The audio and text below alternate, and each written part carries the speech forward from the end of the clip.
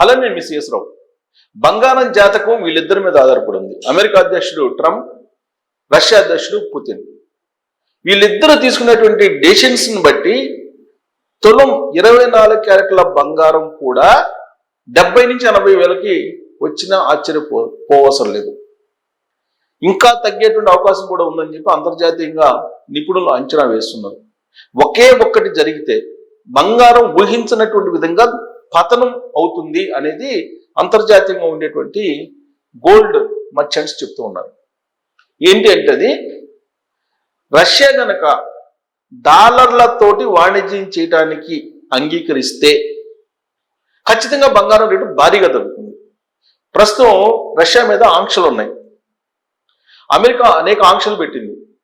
ఈ ఆంక్షల నుంచి బయటకు వచ్చి అంతర్జాతీయ వాణిజ్యాన్ని రష్యా గనక డాలర్లలో చేస్తే బంగారం రేటు ఖచ్చితంగా పడిపోతుంది అని చెప్పి అంతర్జాతీయంగా ఉండేటువంటి ఆర్థికవేత్తలు అలాగే బులియన్ నిపుణులు చెప్తూ ఉన్నటువంటి మాట. మరి అలాంటి పరిస్థితి ఉందా అని అంటే ఇప్పుడు ట్రంప్ చేస్తున్నటువంటి వ్యూహం ఏదైతే ఉందో అది కనుక ఫలిస్తే అనివార్యంగా రష్యా డాలర్లలోనే వాణిజ్యం చేయాల్సి వస్తుంది అంతర్జాతీయంగా. ఏంటి ఆ వ్యూహం అంటే భారత్ రష్యా నుంచి ఆయిల్ కొనుగోలు చేయకుండా కట్టడి చేయగలిగింది అమెరికా. దీంతో రష్యా మీద ఒత్తిడి పెరిగింది. ఫలితంగా ఉక్రెయిన్ రష్యా మధ్య శాంతి చర్చలు సఫలీకృతం అవ్వడానికి అవకాశం ఉందని చెప్పి ట్రంప్ అంచనా వేస్తూ ఉన్నారు. దీంతో పాటు ఆల్రెడీ ఒమెన్లో ఇరాన్ అమెరికా చర్చలు జరుపుతూ ఉన్నారు. ఇరాన్ మీద సైనిక చర్యకు సిద్ధం అనేటువంటి విధంగా అమెరికా అడుగులు వేస్తున్నటువంటి క్రమం కనిపిస్తుంది, కానీ సైనిక చర్యకు పూనుకునేటువంటి ధైర్యం చేయలేకపోవచ్చు అని చెప్పి తెలుస్తోంది. ఇది ఒక ఎత్తు అయితే రష్యా అధ్యక్షుడు పుతిన్ ఇప్పుడున్నటువంటి పరిస్థితుల నడుమ అంతర్జాతీయ వాణిజ్యాన్ని డాలర్లలో నెరపడానికే సిద్ధంగా ఉన్నారు అనేది కూడా తెలుస్తుంది. అంటే బ్రిక్స్కు ప్రాధాన్యత తగ్గిపోయే అవకాశం ఉంది. బ్రిక్స్లో రష్యా, భారతదేశం, బ్రెజిల్, చైనా ఇవన్నీ ఉన్నాయి. ఈ బ్రిక్స్ దేశాలు డాలర్లలోనే వాణిజ్యాన్ని చేయాలి అనేది ట్రంప్ యొక్క లక్ష్యం, వ్యూహం కూడా అదే. అందుకే ఇప్పుడు రష్యా కనుక బ్రిక్స్ నుంచి బయటకు వెళ్ళిపోయి అంతర్జాతీయ వాణిజ్యాన్ని కనుక డాలర్లో చేస్తే అప్పుడు అమెరికా డాలర్ వాల్యూ పెరుగుతుంది. ఎప్పుడైతే అమెరికా బలపడుతుందో బంగారం రేటు తగ్గిపోతుంది. మీరు ఎప్పుడైనా ఒకటే కొండ గుర్తు, డాలర్ తగ్గిందంటే బంగారం పెరుగుతుంది, డాలర్ పెరిగిందంటే బంగారం తగ్గుతుంది. సో డాలర్ పెరగాలని అంటే రష్యా అంతర్జాతీయ వాణిజ్యంలో డాలర్లను ఉపయోగించాలి. ఆ దిశగా రష్యా అధ్యక్షుడు పుతిన్ కూడా ఆలోచిస్తున్నాడు అనేది కూడా తెలుస్తుంది. ప్రస్తుతం మార్కెట్లో, అంతర్జాతీయ మార్కెట్లో ఔన్స్ బంగారం వచ్చేసి $5,000 అలా ఉంది. ఒక మూమెంట్లో $5,600 వెళ్ళింది. మన దేశీయ మార్కెట్లో తులం బంగారం 1,80,000 దాటి వెళ్ళిపోయింది.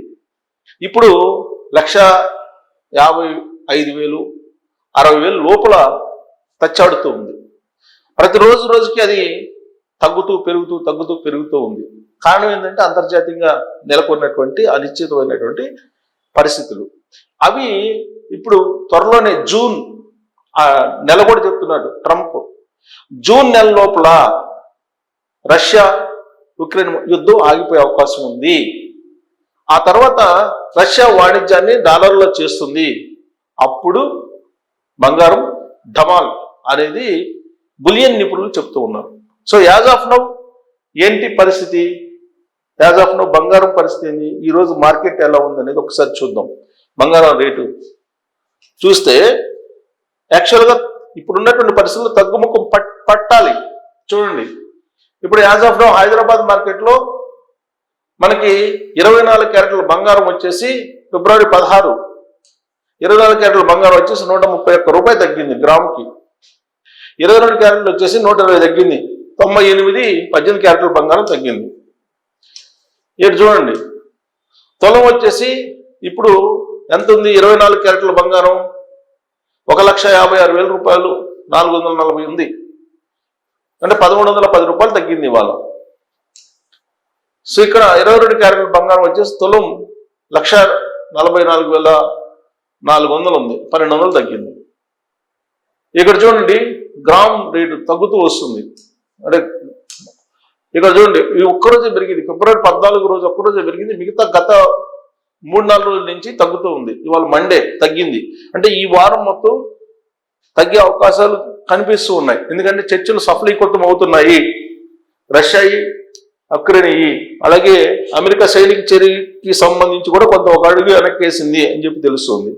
సో దీంతో బంగారం రేటు తగ్గే అవకాశం. ఎందుకంటే బ్రిక్స్ దేశాలు ఎంత ఇంపార్టెంట్ అంటే బ్రిక్స్ దేశాల దగ్గర 20% అంతర్జాతీయంగా ఉండేటువంటి అన్ని దేశాల కంటే కూడా 20% బంగారం నిల్వలు బ్రిక్స్ దేశాల దగ్గర ఉన్నాయి. ఇది ఒక పాయింట్. 2 బ్రిక్స్ అనుబంధ దేశాలు ఉన్నాయి. ఆ దేశాలు తయారు చేసి ఉత్పత్తి చేసేటువంటి బంగారం ఏదైతే ఉందో ఆ బంగారాన్ని ఇంతకాలం పాటు వాళ్ళు అమ్మకుండా స్టాక్ చేసి పెట్టున్నారు.